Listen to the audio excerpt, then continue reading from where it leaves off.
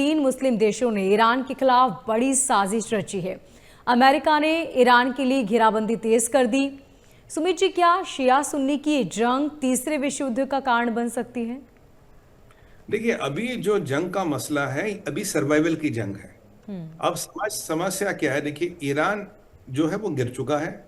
Iran में जो रिपोर्टें आ रही है, जो ईरान इस्लामिक रेवोल्यूशन के टाइम पे जब खमेनी ने सत्ता पकड़ी थी, जो उसकी पकड़ तब इतनी सी होगी सत्ता पे, अब तो इतनी हो गई।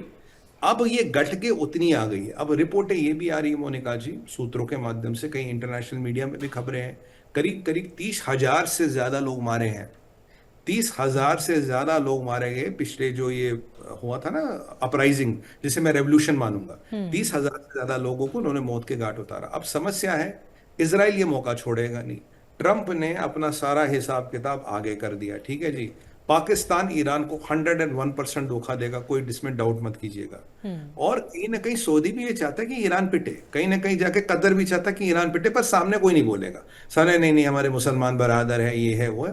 पर अंत में वो चाहेगा कि यार ये ईरान पिटे। देखिए अब होगा क्या। अब ट्रंप कह रहा है जी, ईरान मुझसे बार बार कह रहा है कि हमें बात करनी है, बात करनी है, क्योंकि हमारा हिसाब किताब पास आ रहा है, यानी कि हमारी मिलिट्री, हमारी सैन्य शक्ति सब आसपास आ रही है। जी। इसराइल ने इरादे व्यक्त नहीं करा, पर इसराइल ये जरूर बोल चुका, अगर मेरे पे हमला हो मैं 7 गुना रिटेलिएशन करूंगा। यानी कि अगर मेरे पे एक मिसाइल आई तो मैं 7 मिसाइल भैया वापस चलाने वाला हूं। मैंने उसकी तैयारी कर ली है। बेंजामिन नेतन्याहू और ट्रंप के बीच कुछ सांठ गांठ हो रही, कब हमला करना है, कैसे करना है, ये करना वो करना। और मैं आपको शुरू से कह रहा था, ये हमला होके रहेगा और खमेनी को जाना पड़ेगा। कोई इसमें कोई इफ्स एंड बट्स नहीं। अब कब कहाँ कैसे, वो एक विवेचना का विषय, वो एक मिलिट्री विषय है। वो मिलिट्री एक्सपर्ट्स तय करते हैं किस दिन, कौन सा समय। जैसे हमारा 2026 में या आगे भी मानिए, हमारा पाकिस्तान से फिर ऑपरेशन सिंदूर पार्ट 2 होना है, ये भी आप मान के चलिए, ये पाकिस्तान भी सुधरेगा नहीं। अब जो यहां सवाल है, अब यहां एक बड़ा इंपॉर्टेंट ट्विस्ट आया।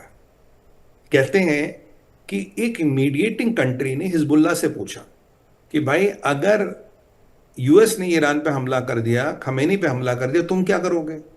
तो उस मीडिएटिंग कंट्री को, यानी कि मोस्ट प्रॉब्ली मान के चलिए कतर है, 99%, नाम नहीं आया, तो उस कंट्री को हिजबुल्लाह ने बताया, देखो जी, अगर खमेनी जो इमाम है, अगर उन पे हमला हो गया तो फिर तो हमें इसराइल पे हमला करना पड़ेगा।